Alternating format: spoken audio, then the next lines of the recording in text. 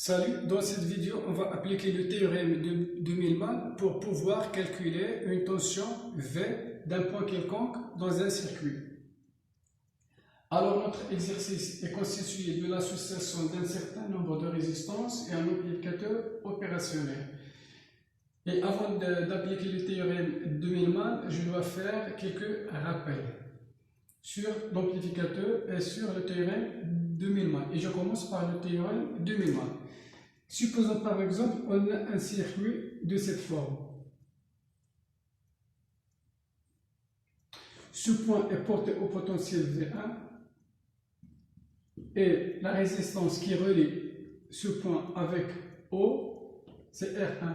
Même chose pour ce point V2, R2, V3, R3. Et on veut calculer le potentiel au centre. Donc, VO égale, c'est V1 sur R1 plus V2 sur R2 plus le potentiel V3 sur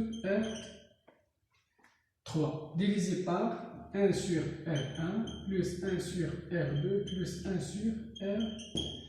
sur R3. Voilà le premier rappel. Deuxième rappel concerne sur l'utilisation de l'amplificateur opérationnel.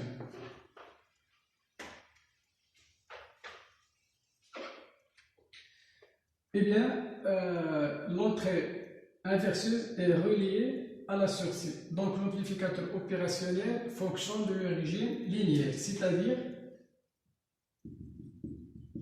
le potentiel V+ moins V-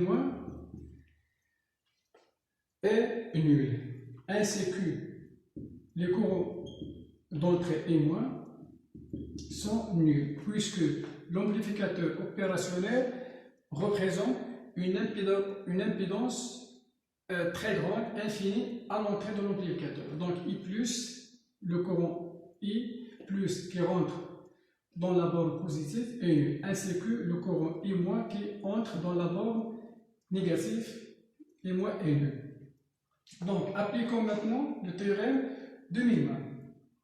Et on va choisir ce point. Ce point est partagé par 4 fils. Le premier fil, le deuxième fil, le troisième et le quatrième fil. Donc, pas la peine de considérer ce fil puisque ici le courant est nul. Donc, V- égale V1 sur R1 plus V2, le potentiel V2 sur R2, plus le potentiel V3 sur R3, plus Vs sur R4. Puisque Vs et V- sont reliés par la résistance R4. Donc Vs sur R4. Divisé par 1 sur R1, plus 1 sur R2, plus 1 sur R3, plus 1 sur R4. Alors, le potentiel positif est relié à la masse. Cela veut dire que V+ est nul.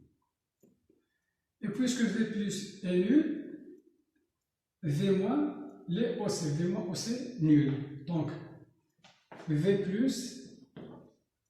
est relié à la masse, donc c'est 0. V- est nul aussi. Donc, cette expression est nulle. Alors, V1 sur R1 plus V2 sur R2 plus V3 sur R3 plus Vs sur R4 sur 1 sur R1 plus 1 sur R2 plus 1 sur R3 plus 1 sur R4, ça peut faire une valeur nulle. Donc, il ne reste qu'à calculer Vs. Donc, je vous laisse le soin d'extraire VS.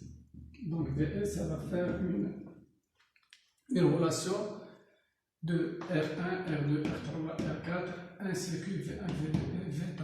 Et merci d'avoir suivi cette vidéo. À la prochaine.